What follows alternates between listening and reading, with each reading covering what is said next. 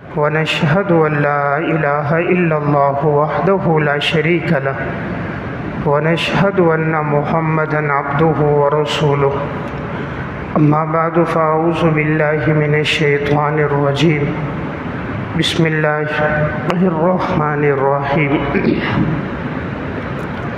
يا أيها الذين آمنوا كتب عليكم الصيام كما كتب على الذين من قبلكم لعلكم تتقون وقال النبي صلى الله عليه وسلم من صام رمضان إيمانا واحتسابا غفر له ما تقدم من ذنبه وقال النبي صلى الله عليه وسلم من لم يدع قول الزور والعمل به فليس لله حاجة أن يدع طعامه وشرابه صدق اللہ العظیم۔ میرے انتہائی واجب الاحترام قابل صد احترام بھائیوں، دوستوں اور بزرگوں، رمضان المبارک کا بابرکت اور باسعادت مہینہ شروع ہو چکا ہے۔ اس مہینے میں اللہ تعالیٰ نے تمام ایمان والوں پر ایک عبادت کو فرض کیا ہے، وہ روزے کی عبادت ہے۔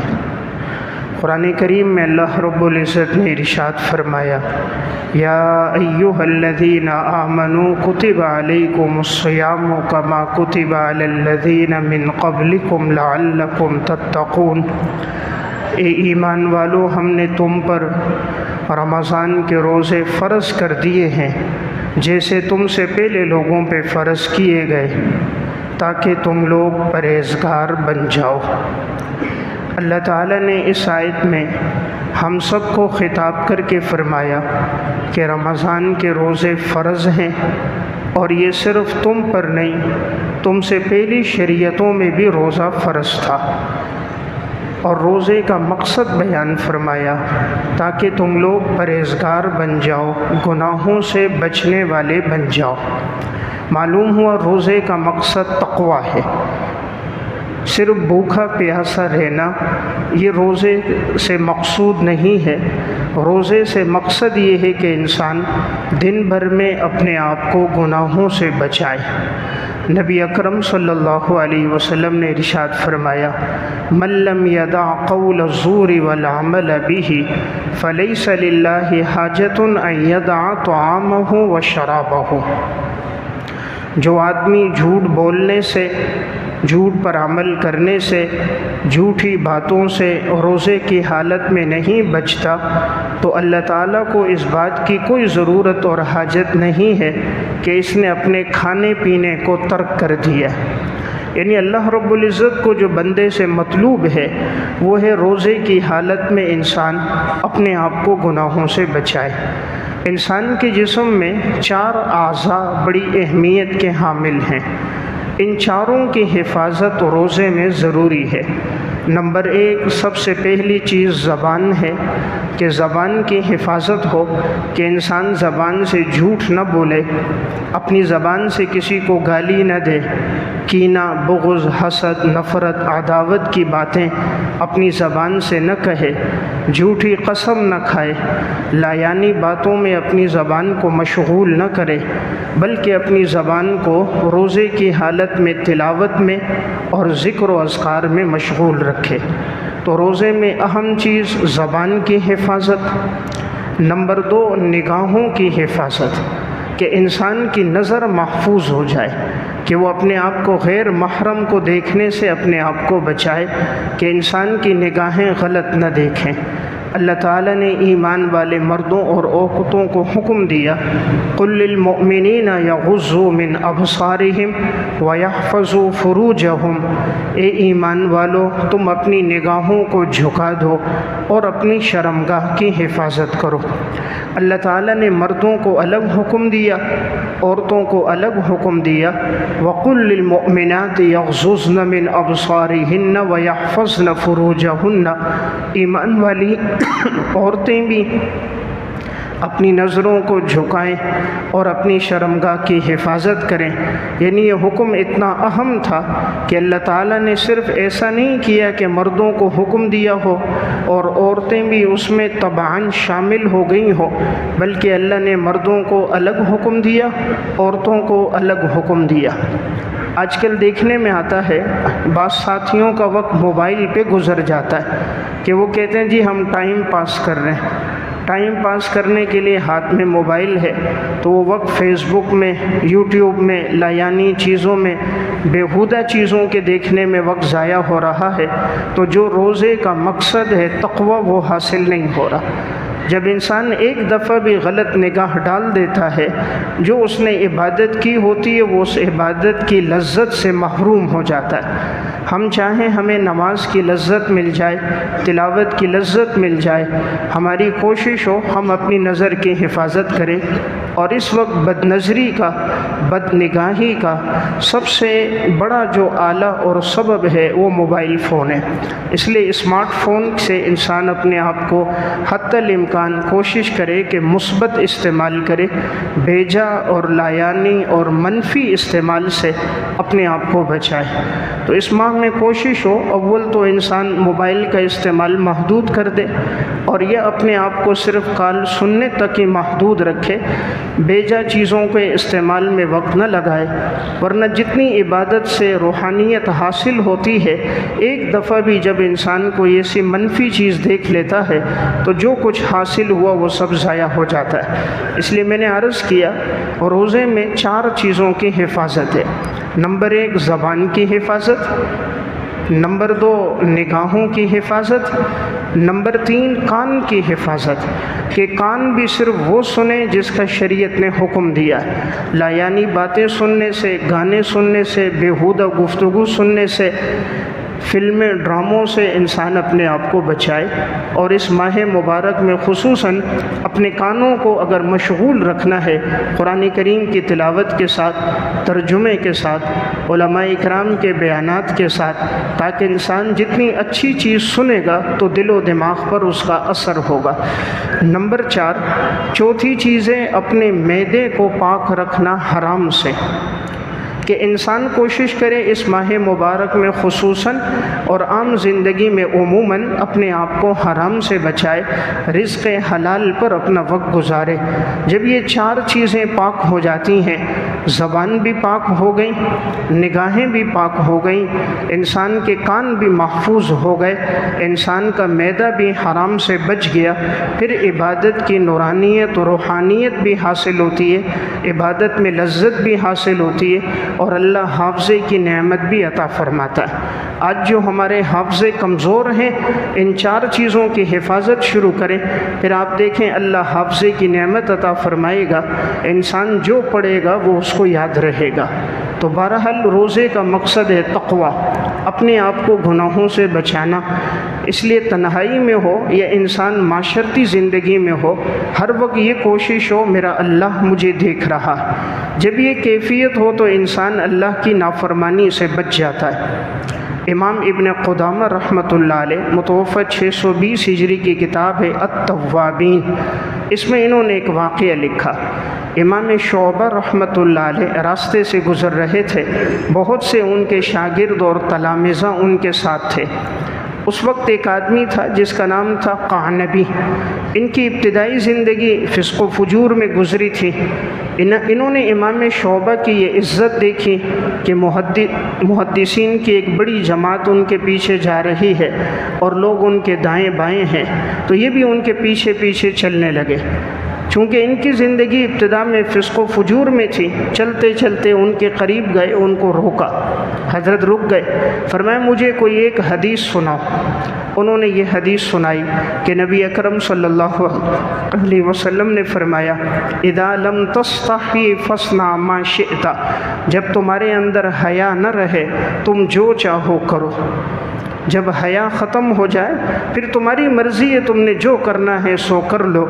جب یہ حدیث سنائی، حدیث فوراً دل پہ لگی، اسی وقت گھر گئے، جو لہو لعب کے آلات تھے سب کو توڑ دیا، جو شراب تھی اس کو بہا دیا، اللہ سے توبہ کی اور اپنی اگلی زندگی عبادت اور اعمال میں گزاری۔ مدینہ آئے، امام مالک رحمۃ اللہ علیہ دیگر محدثین سے حدیث کا علم حاصل کیا، پھر ساری زندگی ان کے علم حدیث میں گزری۔ آج اللہ نے ان کو ایک مقام دیا ہے، امام قانبی کے نام کے ساتھ مشہور ہیں۔ تو ایک حدیث سن کر اللہ نے ان کی زندگی کو پلٹ دیا کہ رسول اللہ صلی اللہ علیہ وسلم نے فرمایا جب حیا نہ رہے پھر جو چاہو تم کر لو، یعنی گویا انسان کو گناہوں سے روکنے والی چیز وہ انسان کے اندر حیا ہے۔ امام ابن قدامہ رحمۃ اللہ علیہ نے التوابین ہی میں ایک واقعہ لکھا، فرماتے ہیں کہ عبداللہ بن مرزوق رحمۃ اللہ علیہ ابتدا میں ان کی زندگی بھی دین سے دوری میں تھی۔ ایک دفعہ لہو لعب کی زندگی میں تھے، شراب کے نشے میں تھے، تو ان سے 3 نمازیں رہ گئی۔ اسی عالم میں ظہر کی نماز، عصر کی نماز، مغرب کی نماز، نشے کی حالت میں مدہوش لیٹے ہوئے تھے، تو ان کی جو باندی اور خادمہ تھی وہ ایک انگارہ لے کر آئیں، آگ کا انگارہ۔ عبداللہ بن مرزوق رحمہ اللہ سویا ہوئے تھے، تو قریب لا کر ان کی پنڈلی کے ساتھ وہ آگ کا تھوڑا سا انگارہ اس کو ذرا ہلکا سا ٹچ کیا، جیسے کیا تو انہوں نے ایک دم چیخ ماری، اٹھ گئے اور مسلنے لگ گئے، کس نے مجھے جلا دیا؟ خادمہ پہ غصہ ہو گئے کہ تم کیا کر رہی ہو، مجھے جلا رہی ہو؟ اس نے کہا آقا کیا ہوا؟ کہا تم نے تو مجھے جلا دیا، اس کی تو بڑی حرارت تھی، بڑی تپش تھی۔ تو اس خادمہ نے اس موقع پر کہا آقا یہ چھوٹا سا ایک انگارہ تھا اور ہلکا سا آپ کے جسم سے صرف ٹچ ہوا ہے، اور آپ کی حالت یہ ہے کہ آپ غصے ہو گئے ہیں، فوراً بیدار ہو گئے۔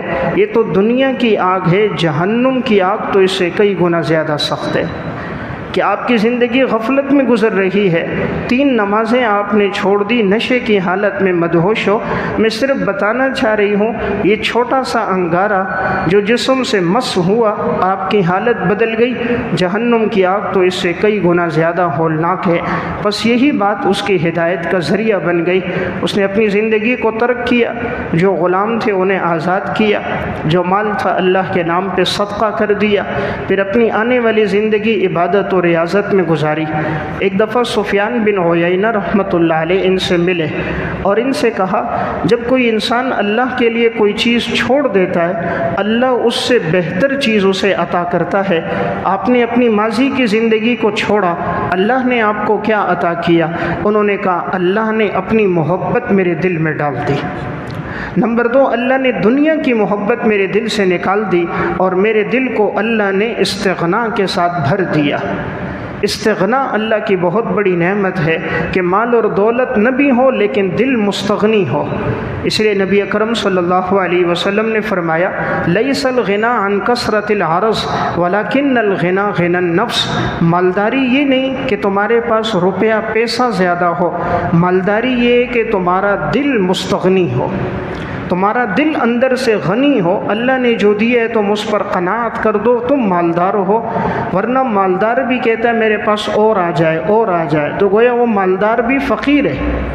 جتنا اللہ نے دیا وہ اس پر قناعت نہیں کرتا، اور کی طلب کرتا ہے، تو حقیقت میں وہ مالدار بھی تنگ دست ہے۔ اصل غنی وہ ہے جس کو اللہ نے دیا اور اس کے دل کو اپنی محبت سے بھر دیا، عبادت کی لذت، عبادت کا شوق اسے عطا کر دیا۔ اور ایسے لوگ بادشاہت میں رہ کر بھی عبادت کی لذت کو نہیں چھوڑتے۔ کائنات میں سب سے بڑی ذات اللہ کی ذات ہے، اور اللہ جب کسی کے دل میں اپنی محبت ڈال دے پھر اس حقیر دنیا کی محبت کو اللہ اس کے دل سے نکال دیتا ہے۔ علامہ یافعی رحمۃ اللہ علیہ کی کتاب روض الریاحین فی حکایات الصالحین، اس میں انہوں نے ایک واقعہ لکھا۔ خلیفہ ہارون الرشید جو اپنے دور کا ایک بہت بڑا بادشاہ گزرا ہے، اس کا ایک بیٹا، اس کی زندگی عبادت میں گزرتی تھی، نیک صالح تھا، پرہیزگار تھا۔ اس کے 2 بیٹے تو اس کے علاوہ ہیں، مامون اور امین، لیکن یہ جو بیٹا تھا اس کا، یہ خلافت سے پہلے کا تھا۔ اور یہ بیٹا اپنا وقت عبادت میں گزارتا، بالکل ہلکا پھلکا لباس پہنتا، سادگی کی زندگی ہوتی تھی۔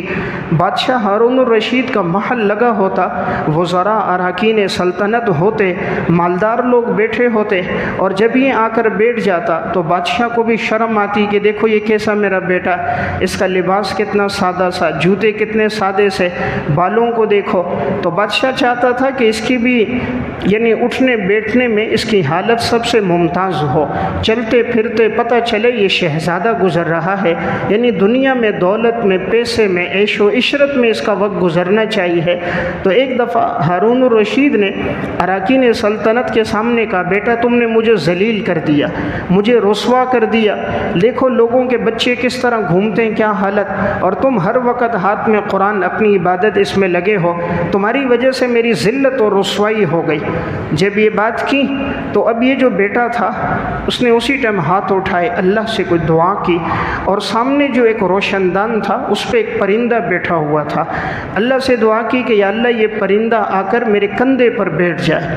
وہ پرندہ خوبصورت اڑتا ہوا آیا، ہارون الرشید کے بیٹے کے کندھے پر بیٹھ گیا، اور پھر کہا یہ اڑ کر واپس اپنی جگہ چلا جائے۔ پرندہ اڑ کر واپس اپنی جگہ چلا گیا۔ بادشاہ سے کہا آپ میں سے کوئی کہے یہ پرندہ آپ کے کندھے پر آ کر بیٹھ جائے۔ بادشاہ نے کہا، اراکین سلطنت نے کہا، لیکن پرندہ اڑ کر نہیں آیا۔ تو بیٹے نے اپنے والد سے کہا، ابا جان اصل چیز اللہ سے تعلق ہے، اللہ سے محبت اصل ہے، یہ آپ کی سلطنت، یہ دولت، یہ پیسہ، یہ عارضی چیزیں ہیں۔ اسی وقت بیٹا اٹھا، ہارون الرشید کو سلام کیا اور اس کے محل سے نکل گیا۔ ہارون الرشید کو بھی پتہ نہ چلا کہ یہ بچہ میرا کہاں چلا گیا۔ نوجوان لڑکا تھا، ہر وقت عبادت میں تلاوت میں اس کا وقت گزرتا تھا۔ ابو عامر بصری رحمۃ اللہ علیہ ایک بزرگ ہیں، وہ فرماتے ہیں ایک دفعہ مجھے اپنے گھر کا کام کرانا تھا، تو سیمنٹ بلاک کا کام تھا، دیواروں کی چنائی تھی، میں کوئی مزدور ڈھونڈ رہا تھا، جہاں مزدور ملتے تھے میں وہاں گیا، میں نے دیکھا یہ نوجوان بیٹھا ہوا ہے، مزدوری کے لیے ذکر کر رہا ہے۔ میں نے کہا بیٹا کام کرو گے؟ کہا جی کروں گا، تو لیکن میری دو شرطیں، پہلی شرط آذان ہوگی میں کام نہیں کروں گا، میں نماز کے لیے جاؤں گا، نماز پڑھ کے آؤں گا۔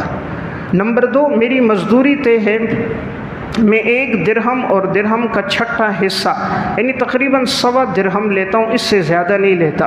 اس دور کے مزدور 4 ساڑھے 4 درہم لیتے تھے، یہ صرف 1.25 درہم لیتا تھا۔ ابو عامر بصری کہتے ہیں مجھے بڑی خوشی ہوئی، مزدوری بھی کم لے رہا ہے اور لگتا بھی نیک صالح ہے۔ کہتے ہیں جب میں اسے لے کر گیا، ابتدا میں میرے دل میں آیا یہ کیا کام کج کرے گا، یہ تو دبلا پتلا سا ہے، لیکن کہتے ہیں میں اس کو کام پہ لگا کے چلا گیا۔ میں جب شام کو آیا میں نے دیکھا اس ایک آدمی نے 4 کے برابر کام کیا تھا، یعنی جتنے مستری مزدور 4 آدمی مل کر کام کرتے ہیں وہ اس ایک آدمی نے کام کیا تھا، آذان سے پہلے اس کا کام ختم ہو گیا تھا۔ کہتے میں نے سوچا مزدوری دینے آیا، 3 درہم دی، اس نے کہا نہیں، میں نے طے کیا تھا 1 درہم اور چھٹا حصہ یعنی تقریباً 1.25 درہم لوں گا، وہی لیا۔ ابو عامر بصری کہتے ہیں وہ چلا گیا۔ میں اگلے دن میں نے کہا دوبارہ اسی کو مزدوری پہ رکھوں گا، یہ تو مزدور بھی سستا ہے، کام بھی بہت اچھا پائیدار کرتا ہے اور بہت زیادہ کرتا ہے۔ اگلے دن پھر یہ میں گیا، تلاش کرنے لگا، لوگوں سے پوچھتا بھائی آپ مزدور بیٹھتا تھا کہاں گیا؟ انہوں نے کہا وہ ہفتے میں 1 دن کام کرتا ہے، صرف ہفتے کے دن کام کرتا ہے، اس نے کر لیا، پورا ہفتہ نہیں ہوگا، اگلے ہفتے کے دن آئے گا۔ ابو عامر بصری کہتے ہیں میں نے انتظار کیا، اگلا جب ہفتے کا دن آیا پھر میں گیا تو وہ مجھے مل گیا۔ میں نے پھر کہا بیٹا کام کرو گے؟ کہا جی کروں گا۔ وہی 2 شرطیں بتائیں، مزدوری 1.25 درہم لوں گا، آذان ہوگی کام چھوڑ دوں گا، پہلے اللہ کا حکم اسے پورا کروں گا۔ کہتے ہیں میں نے کہا ٹھیک ہے، میں اسے لے کر آیا، دوبارہ اسی کام پہ لگا دیا۔ اب کہتے ہیں میں چھپ کے دیکھ رہا تھا یہ ایک آدمی 4 آدمیوں کا کام کیسے کرتا ہے۔ کہتے ہیں میں ایک جگہ سے چھپ کے دیکھ رہا تھا، وہ اللہ کا بندہ 2 رکعت نماز پڑھی، اللہ سے دعا کی، کہا وہ بیٹھا تھا، اینٹ اٹھتی تھی اپنی جگہ لگتی تھی، گھارا اٹھتا تھا اپنی جگہ لگتا تھا، بس یہ ہلکا پھلکا اوپر سے اسے سیدھا کرتا تھا، باقی اینٹ گھارا خود بخود اپنی جگہ پہ لگتا جا رہا ہے۔ یہ شخص بیٹھ کر یہ سارا منظر چھپ کے دیکھ رہا ہے کہ اس کے ساتھ تو اللہ کی بڑی غیبی مدد ہے۔ جیسے آذان ہوئی اس نے کام وہیں روک دیا۔ پھر کہتے میں مزدوری کے لیے گیا، زیادہ دینا چاہیے، اس نے پھر 1.25 درہم مجھ سے لیا۔ چلا گیا۔ پھر میں اگلے دن گیا، انہوں نے کہا ہفتے کے دن آئے گا۔ اگلے ہفتے کا انتظار کیا لیکن اب وہ مجھے نہ ملا۔ میں نے بہت تلاش کیا، کسی نے کہا لگتا ہے وہ بیمار ہو گیا، فلاں جگہ ایک خیمے میں وہ رہتا ہے۔ ابو عامر بصری کہتے ہیں میں اس خیمے میں پہنچا تو دیکھا واقعی وہ تھا اکیلا اور وہ بیمار تھا، ایسا لگتا تھا شاید نزع کا عالم ہے، تکلیف میں تھا۔ میں قریب پہنچا، سلام کیا، اس نے جواب دیا، اس نے کہا چچا جان ممکن ہے شاید اس بیماری میں دنیا سے چلا جاؤں، میری یہ امانت جو ہے یہ انگوٹھی اور یہ قرآن کریم میرے والد کو دے دینا۔ اس نے کہا آپ کا والد کون ہے؟ کہا خلیفہ ہارون الرشید۔ خلیفہ ہارون الرشید میرا والد ہے، یہ انگوٹھی اور یہ قرآن میرے والد کو دے دینا، میرا سلام پہنچا دینا اور ان سے کہہ دینا ابا جان سلطنت میں لگ کر، خلافت میں لگ کر اپنے رب کو ناراض نہ کرنا۔ اور پھر کہا اگر میرا انتقال ہو جائے مجھے خود غسل آپ دے دیں، اس لیے کہ میرا کوئی یہاں جاننے والا نہیں ہے، جب غسل ہو جائے، تجہیز و تکفین ہو جائے، انہی کپڑوں میں مجھے کفن دے دینا۔ اس نے کہا نہیں میں آپ کو نئے کپڑوں میں کفن دوں گا۔ فرمایا چچا جان نئے کپڑے تو زندوں پر اچھے لگتے ہیں، اصل چیز ہے کپڑے کا پاک ہونا، کام آنے والی چیز تو اعمال ہے، اگر اعمال اچھے ہیں کپڑا بظاہر پرانا بھی ہو پاک ہو تب بھی چل جاتا ہے، اللہ قبر کو جنت کا باغ بنا دیتا ہے، اور کپڑا کتنا ہی نیا کیوں نہ ہو، اعلیٰ کوالٹی کا کیوں نہ ہو، لیکن اعمال برے ہوں تو یہ کپڑا نفع نہیں دیتا۔ پھر کہا چچا جان جب کفن دے دو ان کپڑوں میں تو یہ میری زنبیل ہے، ایک چمڑے کی تھیلی تھی، کہا یہ اس کو دے دینا جو قبر تیار کرے گا، اس کو بطور اجرت کے دینا۔ ابو عامر بصری کہتے ہیں انتقال ہو گیا، میں نے اس کی تجہیز اور تکفین کر دی۔ جب غسل دے رہا تھا اس کا جسم بڑا نرم و نازک تھا، جب قبر میں رکھا تھا چہرہ یوں معطر اور کھلا ہوا جیسے 14ویں رات کا چاند ہوتا ہے۔ کہتے میں نے اس کی تدفین کر دی۔ اب اس کی امانت انگوٹھی اور قرآن اس کے والد خلیفہ ہارون الرشید کو پہنچانی تھی، تو میں ایک ایسی جگہ پہ کھڑا ہوا جہاں سے ہارون الرشید گزرتا ہے، تو میں ہارون الرشید والی اس جگہ پہ کھڑا ہوا، میں نے آواز دی۔ ہارون الرشید جب نکلا تو ہزاروں گھڑ سوار استقبال میں اس کے ساتھ ساتھ جا رہے تھے، کچھ آگے کچھ پیچھے کوئی درمیان میں، ہارون الرشید بالکل درمیان میں تھا۔ میں نے آواز دی کہ میں تمہیں قسم دیتا ہوں میری بات سنو، تو وہ رک گیا۔ میں قریب گیا، کہا یہ آپ کے بیٹے کی امانت ہے جو آپ کو دینی ہے، یہ قرآن ہے، یہ انگوٹھی ہے۔ اس نے سلام بھیجا تھا اور کہا تھا آخرت کو زندگی کا مقصد بناؤ، یہ دنیا کی عارضی زندگی ہے۔ بادشاہ نے جب وہی انگوٹھی دیکھی جو اس نے اپنے بیٹے کو دی تھی اور وہی قرآن، تو اس نے کہا تم رکو، میں کام کے لیے جا رہا ہوں، واپس آؤں گا تم سے تفصیلی بات کروں گا۔ اس کو اپنے محل میں ٹھہرایا۔ ہارون الرشید جب واپس آیا تنہائی میں ایک کمرے میں بیٹھا اور اسی شخص کو بلایا، کہا تم نے میرے بیٹے کو کس حال میں دیکھا؟ اس نے پورا واقعہ سنایا کہ میں اپنے گھر کا کام کرا رہا تھا، آپ کے بیٹے نے 2 دیہڑیاں میرے گھر میں لگائی تھیں، لیکن ایک آدمی ہو کر 4 آدمیوں کا کام کیا کرتا تھا۔ میں نے ایسا مزدور اتنا امانت دار دیانتدار نہیں دیکھا تھا۔ اللہ کی مدد ایسی ہوتی تھی کہ خود اینٹوں کو میں اٹھتا ہوا دیواروں پہ لگتا ہوا دیکھتا تھا۔ ہارون الرشید نے کہا انتقال کب ہوا؟ کہا فلاں دن ہوا۔ کہا غسل کس نے دیا؟ کہا میں نے دیا۔ ہارون الرشید نے کہا یہ اپنے ہاتھ دکھاؤ۔ اس نے دکھائے۔ ہارون الرشید نے اس کو چوما، ان ہاتھوں کو آنکھوں سے لگایا، سینے سے لگایا۔ کہا میں دنیا کی محبت میں تھا، دنیا داروں کی باتوں میں آ کر میں نے اپنے اس بیٹے کی قدر نہیں کی، ورنہ میں نے زندگی میں اس سے زیادہ صوم و صلات کا پابند، راتوں کو جاگنے والا، دن کو روزہ رکھنے والا، زبان کو اللہ سے ذکر سے تر رکھنے والا میں نے دنیا میں نہیں دیکھا تھا، لیکن میں نے اپنے اس بیٹے کی قدر نہیں کی۔ آج بھی ہم اس بیٹے کی قدر کرتے ہیں جو بیٹا پیسے زیادہ لاتا ہے، جو بیٹا 30-40 ہزار روپے 50 ہزار لائے اس کی قدر ہے، اس کے مقابلے میں دوسرا بیٹا نماز کا پابند ہو، روزے کا تلاوت کا پابند ہو، لیکن تنخواہ کم لاتا ہو، پیسے کم لاتا ہو، اس کی ہماری نظر میں قدر نہیں۔ تو ہماری نظر میں قدر اس کی ہے جو کاغذ کے نوٹ زیادہ لائے۔ اللہ کے حکم کی پرواہ کرے نہ کرے، نماز پڑھے نہ پڑھے، ہاں کاغذ کی گنتی اس کے پاس زیادہ ہو، دنیا کی دولت اور حرص و ہوس میں آگے بڑھا ہوا، تو ہارون الرشید نے اس کے ہاتھوں کو چوما کہ تم نے ان ہاتھوں سے میرے بیٹے کو غسل دیا، مجھے بیٹے کی قبر پہ لے کے چلو۔ ابو عامر بصری کہتے ہیں میں لے کے چلا، جب اس کی قبر پہ پہنچے کہا یہ اتنا رویا، اتنا ایسا لگتا تھا اس کے آنسوؤں سے گویا نیچے کی جگہ تر ہو جائے گی۔ پھر ہارون الرشید مجھے لے کر آیا، مجھے تھوڑا انعام دیا اور کہا یہ انگوٹھی کہاں ہے؟ میں نے اس کے ہاتھ میں دوبارہ دی، انگوٹھی کو چوما، قرآن کو سینے سے لگایا، ہارون الرشید چلا گیا۔ ابو عامر کہتے ہیں جب میں اس رات سویا میں نے اسی نوجوان کو دیکھا، ایک جنت قائم ہوئی ہے، تخت لگا ہوا ہے حسین اور جمیل، اس پر وہ خوبصورت نوجوان بیٹھا ہوا ہے، حور و غلمان دائیں بائیں خدمت کے لیے حاضر ہیں۔ تو اس نے مجھ سے ملنے کے بعد میرا شکریہ ادا کیا، آپ نے مجھے غسل دیا، میری تدفین کی۔ میں نے کہا اللہ نے آپ کو کیا مقام دیا؟ کہا رب العالمین نے فرمایا جنت کی جو نعمت چاہے تیرے لیے سب حلال ہے، اور فرمایا میں تجھ سے راضی ہوں، ناراض نہیں ہوں گا، کہ اللہ نے ساری نعمتیں میرے لیے کر دیں۔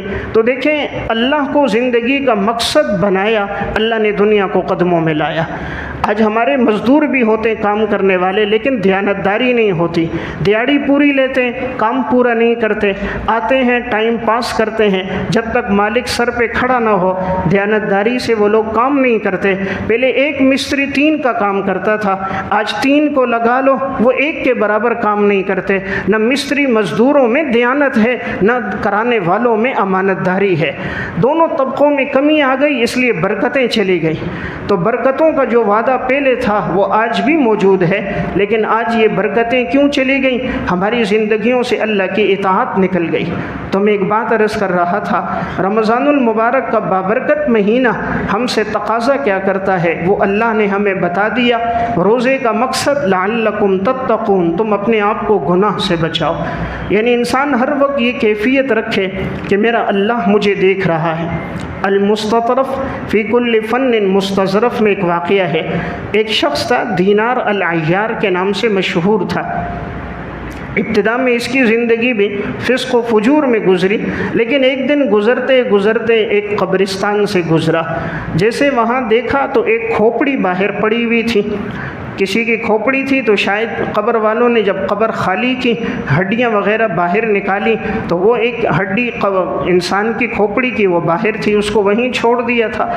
تو دینار العیار کہتا ہے جب میں قبرستان سے گزرا تو میں نے وہ جو کھوپڑی کی ہڈی تھی میں نے اس کو اٹھایا، اپنے ہاتھ میں لیا، تو میں نے کہا یہ بھی ہماری طرح کا انسان تھا، آج صرف یہ ڈھانچہ رہ گیا، آنکھوں کی جگہ رہ گئی، ناک کی ہڈی رہ گئی، سر کا ڈھانچہ رہ گیا، باقی کچھ بھی نہیں تھا۔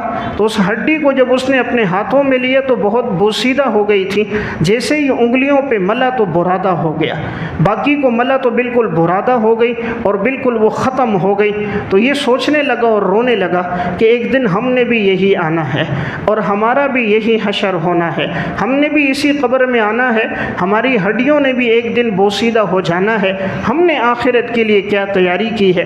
گھر آیا، سابقہ زندگی سے توبہ کی، غسل کیا، دھلا ہوا لباس پہنا، اللہ کے سامنے اٹھتا اور روتا رہتا، ساری رات عبادت کرتا اور روتا۔ تو ماں کہتی بیٹا بس کرو، تو آگے سے جواب دیتا اماں جان اللہ کی نافرمانی بہت راتوں میں کی ہے، چند راتیں جاگنے کی اور رونے کی، اللہ سے اجازت چاہتا ہوں، توفیق مانگتا ہوں، آپ بھی مجھے یہ دعا کریں اللہ مجھے توفیق دے۔ روتا رہا، چند دن عبادت میں گزارے، انتقال ہو گیا۔ انتقال کے بعد کسی نے خواب دیکھا، پوچھا دینار العیار سے اللہ نے کیا معاملہ کیا؟ کہا وہ جو میں نے اللہ کے سامنے اٹھ کے رویا تھا، آنسو بہائے تھے، اللہ نے ان آنسوؤں کی ایسی لاج رکھی، میرے ماضی کے سارے گناہوں کو اللہ نے معاف کر دیا۔ اللہ تعالیٰ بڑا قدردان ہے، ندامت کے 2 آنسوؤں کی بڑی لاج رکھتا ہے۔ ان آنسوؤں کو دنیا داروں کے سامنے نہ بہائیں، پیسے والوں کے سامنے نہ بہائیں، اپنا دل کا دکھڑا مالداروں کے سامنے نہ رکھیں، اپنی زندگی کے حالات پیسے والوں کو بیان نہ کریں، اس رب کے سامنے بیان کریں جو آنن فانن حالات کو بدل دیتا ہے، جس کا دروازہ ہر وقت کھلا ہوا ہے، جس پر کوئی پہرے دار موجود نہیں ہے، اور وہ خزانوں کا مالک ہے۔ وَلِلَّهِ خَزَائِنُ السَّمَاوَاتِ وَالْأَرْضِ وَلَكِنَّ الْمُنَافِقِينَ لَا يَفْقَهُونَ۔ زمین اور آسمان کے خزانوں کا مالک اللہ ہے، لیکن منافق کو یہ بات سمجھ نہیں آتی۔ سب سے آسان کام اللہ کو راضی کرنا ہے۔ معلوم نہیں ہم میں سے کون آئندہ سال رمضان میں ہوگا نہیں ہوگا، کتنے تھے جو گزشتہ سال تھے آج ہمارے درمیان موجود نہیں، اگلا سال ہم میں سے کس کو رمضان نصیب ہوگا کسے نصیب نہیں ہوگا، کوئی معلوم نہیں۔ رمضان کی ان بابرکت گھڑیوں کا ہم احترام کریں، ان اوقات کو عبادت میں گزاریں، اللہ سے توفیق مانگیں، اللہ عبادت کی، ریاضت کی، اعمال کی توفیق عطا فرمائے۔ اللہ بڑا قدردان ہے، جب کوئی انسان صرف اللہ کے خوف میں کسی چیز کو چھوڑ دیتا ہے، اللہ وہی چیز قدموں میں لاتا ہے۔ کچھ وقت گزرے گا، وقت کے گزرنے کے بعد اللہ وہی چیز قدموں میں لا کر عزت کے ساتھ اسے اس چیز کا مالک بنا دے گا۔ عربی کی ایک کتاب ہے رسالۃ المسترشدین، حارث بن اسد المحاسبی کی، اس پر حاشیہ لکھا ہے شیخ عبد الفتاح ابو غدہ رحمۃ اللہ علیہ، متوفہ 1417 ہجری نے۔ انہوں نے حاشیے میں ایک بڑا بہترین اور عمدہ واقعہ لکھا۔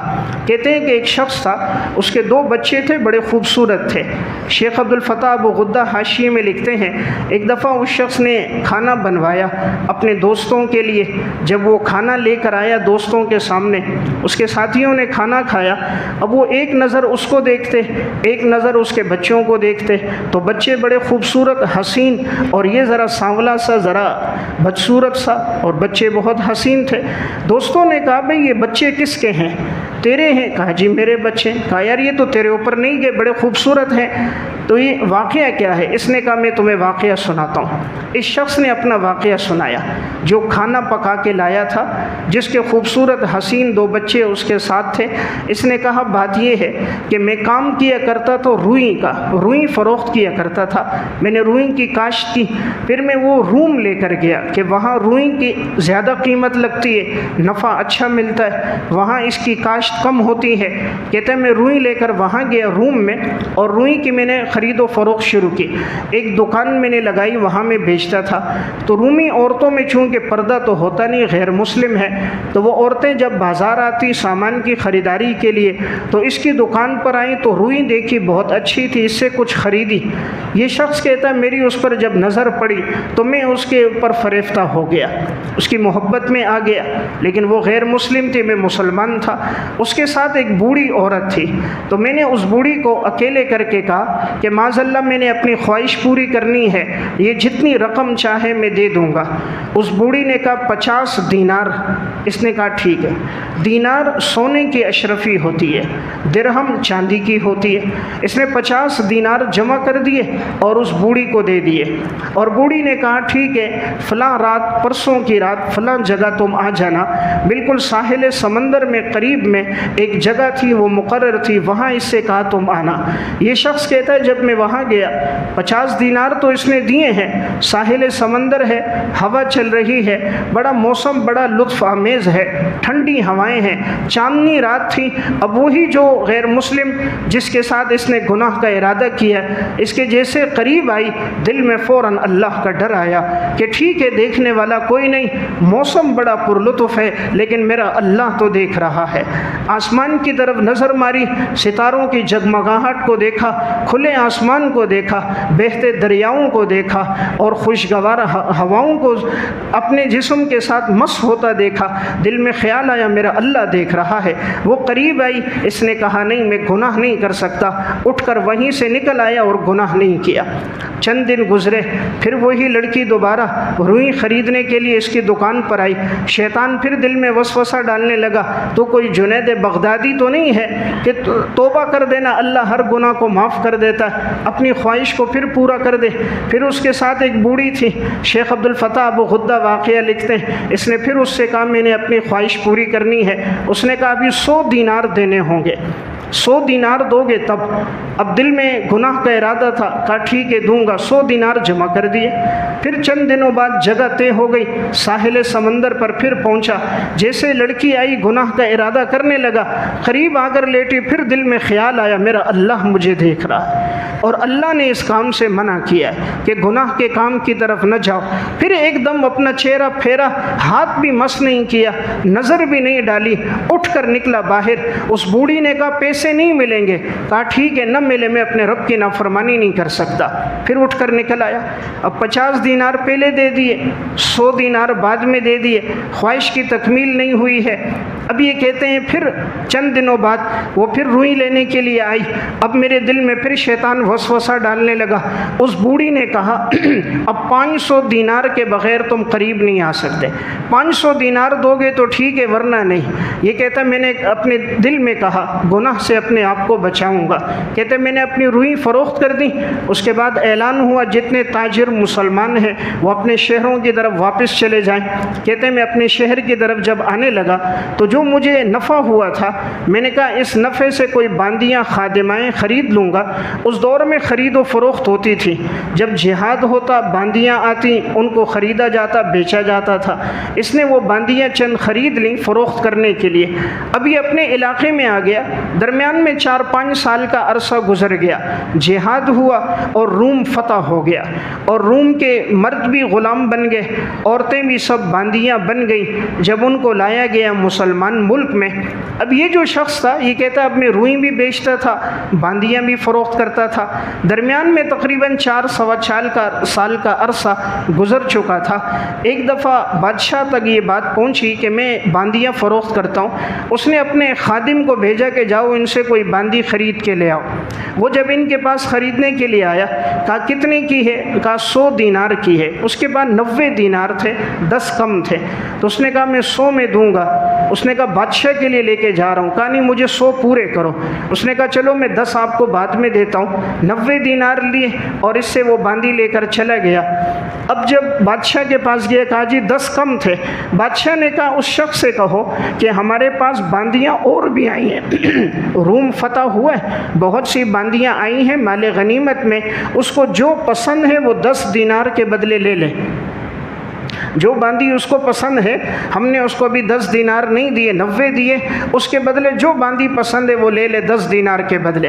جب اس کو لے کر آئے مال غنیمت میں پہنچے، جب اندر گئے تو دیکھا تو باندیوں میں وہی لڑکی تھی جو لڑکی وہ روم میں اس کو نظر آئی تھی اور جس کے ساتھ اس نے گناہ کے ارادے کے لیے پہلے 50 اور 100 دینار دیے تھے۔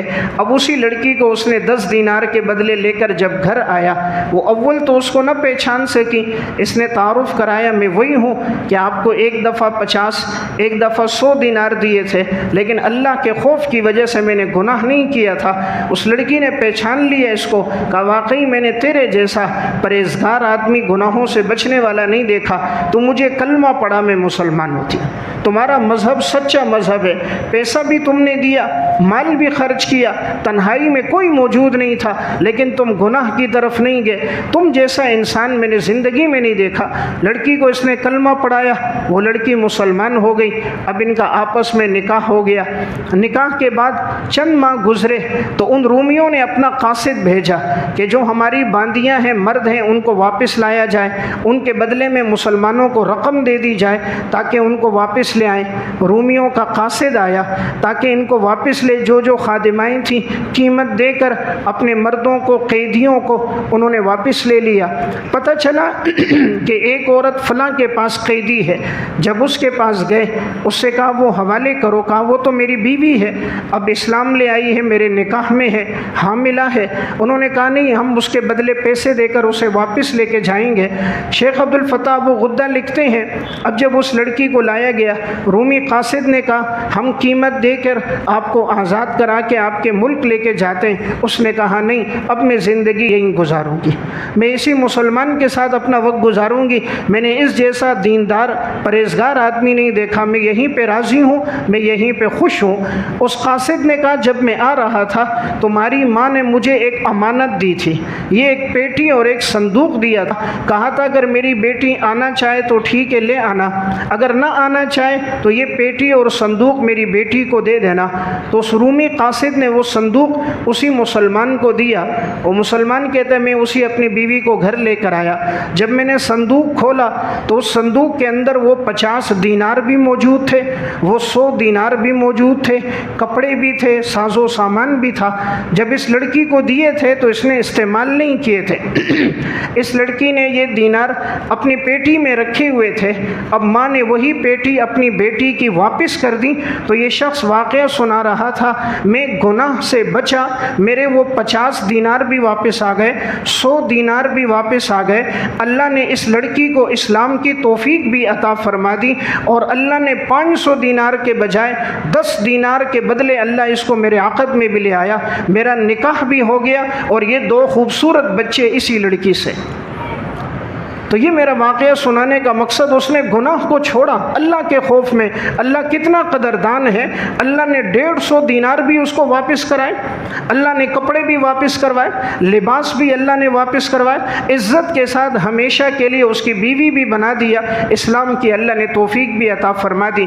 تو میں ایک بات یہ عرض کر رہا تھا، رمضان کا مقصد ہے انسان کی زندگی میں تقوی آ جائے، تو جتنا انسان گناہوں سے بچتا ہے رب العالمین اتنا ہی اس کو پرہیزگاری عطا فرماتا ہے۔ تو اللہ تعالیٰ یہ فرما رہے یا ایھا الذین آمنوا کتب علیکم الصیام کما کتب علی الذین من قبلکم لعلکم تتقون، اے ایمان والو تم اپنے آپ کو گناہوں سے بچاؤ۔ تو جتنا انسان گناہ سے بچتا ہے اتنا پرہیزگار ہے۔ تو روزے کا مقصد ہے ہم اپنے آپ کو گناہوں سے بچائیں، تقوی والی زندگی کو اختیار کریں۔ ہماری کوشش ہو ہمارا زیادہ وقت قرآن کریم کی تلاوت میں گزرے، اعمال میں گزرے۔ جتنا یہ وقت گزرے گا اللہ قدردان ہے، اللہ بہترین بدلہ دے گا۔ اللہ نے نوازا ہو اس ماہ مبارک میں بہت سے تنگ دست ہوتے ہیں، ضرورت مند ہوتے ہیں، انسان ان کے ساتھ بھی تعاون کرے۔ آس پڑوس میں اگر کوئی مستحق نظر آئے، کوئی ضرورت مند، کوئی بیوہ نظر آئے، ہمارا یہ چھوٹا سا تعاون ہوگا، ان کی سحری افطاری کا انتظام ہوگا۔ اللہ تعالیٰ شاید اسی کی بدولت ہمیں اتنا عطا فرما دے کہ ہمیں خود بھی اس کا اندازہ نہ ہو۔ میں ایک واقعہ سنا کے بات ختم کرتا ہوں۔ ایک کتاب ہے دعاؤں کی قبولیت کے سنہرے واقعات، اس میں انہوں نے ایک واقعہ لکھا کہ ایک شخص تھا، اس کی 2 بیویاں تھیں۔ پہلی بیوی سے اس کے بچے جوان ہو گئے تھے، دوسری شادی اس نے بڑی تاخیر سے کی تھی، اس سے بچے ابھی چھوٹے چھوٹے تھے، اس دوران اس کا انتقال ہو گیا تھا۔ اب بڑی بیوی اور اس کے بچوں نے جائیداد پہ قبضہ کر دیا، چھوٹی بیوی کے کوئی رشتہ دار اہل و عیال موجود نہیں تھے، والدین کا انتقال ہو چکا تھا، بچے اب اس کے چھوٹے چھوٹے تھے۔ ایک مکان باقی تھا جس کی قیمت انہوں نے لگائی ہوئی، بڑا خوبصورت فلیٹ بنا ہوا تھا۔ ایک کویت کا ایک شخص مالدار تھا، اسے خریدنے کی ضرورت پیش آئی، وہ اسٹیٹ ایجنسی والوں کے پاس آیا، مجھے ایک خوبصورت سا گھر چاہیے جو بالکل روڈ کے کنارے پر ہو، آب و ہوا وہاں کی اچھی ہو، قریب میں پانی کی نہر ہو، جو نقشہ بتایا وہ ساری علامتیں اس میں موجود تھیں۔ کہتے ہیں اس نے کہا ایک فلائٹ اس طرح بک رہا، اگر آپ کو چاہیے آپ وہ لے لو۔ کہتے جب میں وہاں پہنچا اور میں نے دیکھا اوپر نیچے کی منزل میں چڑھا، بڑا خوبصورت تھا اور میرے نقشے کے مطابق تھا، لیکن جب اندر گیا دیکھا ایک بیوہ عورت اپنے چھوٹے چھوٹے بچوں کے ساتھ بیٹھی، بڑی غمگین پریشان۔ اس خریدنے والے نے پوچھا یہ کیوں یہاں بیٹھی ہے؟ اس نے کہا اصل بات یہ ہے جس شخص کا انتقال ہوا ہے یہ اس کا مکان تھا اور اس کے باقی مکانات تو بڑی بیوی اور بچوں نے فروخت کر دیے، اب وہ یہ بھی فروخت کر رہے ہیں، اور یہ عورت کہتی ہے میں بچوں کو لے کر کہاں جاؤں گی، میرے چھوٹے چھوٹے یہ بچے ہیں، اس لیے یہ پریشان فکر مند ہے کہ اگر یہ بک گیا میرے پاس سر چھپانے کی جگہ نہیں ہوگی۔ تو بچے بھی غمزدہ بیٹھے ماں کے قریب اور بیوہ کی آنکھوں میں بھی آنسو کہ یہ مکان دیکھنے کے لیے آیا ہے، اگر خرید لیا تو میرے پاس تو جگہ کوئی نہیں۔ جب اس نے ان کی معصومیت دیکھی اللہ نے دل میں محبت ڈالی، باہر گیا، کہا پہلی بیوی کے بچوں کو بلاؤ، جتنی قیمت لگتی ہے میں دوں گا۔ انہوں نے جو قیمت لگائی اس نے پوری قیمت ادا کر دی، ان سے مکان کی فائل لے لی، مکان کی چابی لے لی، اپنا قبضہ لیا، اسے بھیج دیا۔ پھر یہ شخص اکیلے میں خود گھر آیا اور آ کر اس عورت کے پاس گیا اور ہاتھ میں جو فائل تھی اسے پکڑائی، چابی دی، جتنے ڈاکومنٹ تھے کاغذات اسے دیے، کہا میں نے مکان خرید لیا ہے، قیمت ادا کر دی ہے، آج کے بعد تم اس کی مالک ہو، تمہارے بچے اس کے مالک ہیں، مجھے اپنی دعاؤں میں یاد رکھنا۔ اس بیوہ عورت نے دیکھا نہ میرا اور اس کا خاندان ایک، نہ قبیلہ ایک، نہ رشتہ داری ہے، نہ زبان والا ہے، کبھی کوئی تعارف ہی نہیں ہوا، اور اتنا بڑا فیصلہ کہ اس نے میری خاطر یہ کیا کہ مکان خرید کر مجھے دے دیا، رقم بھی اور ساتھ ساتھ چابی بھی دے دی۔ وہ بیوہ عورت دعائیں کرنے لگی، بچوں سے کہتی تھی آپ بھی دعا کرو اللہ اس کو بہترین بدلہ اس کا عطا فرما دے۔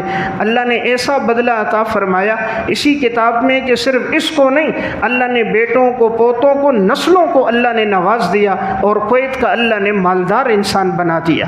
اللہ بڑا قدردان ہے، جو نیکی انسان صرف اللہ کے لیے کرتا ہے اللہ بہترین بدلہ دیتا ہے۔ اس لیے کوئی بھی نیکی کا کام ہو رمضان کے اس مہینے میں خفیہ ہو، اللہ کی رضا کے لیے ہو، اور آدمی جا کر کوئی راشن ہدیہ دوسروں تک اکیلے میں پہنچا لے، ان کی جو دعائیں نکلیں گی شاید وہ عرشوں تک پہنچ جائیں اور ہمیں وہ مقام دلا دے جہاں میں اور آپ عبادت سے بھی نہ پہنچ سکے۔ اللہ ہم سب کو عمل کی توفیق عطا فرمائے۔ وآخر دعوانا الحمدللہ رب العالمین۔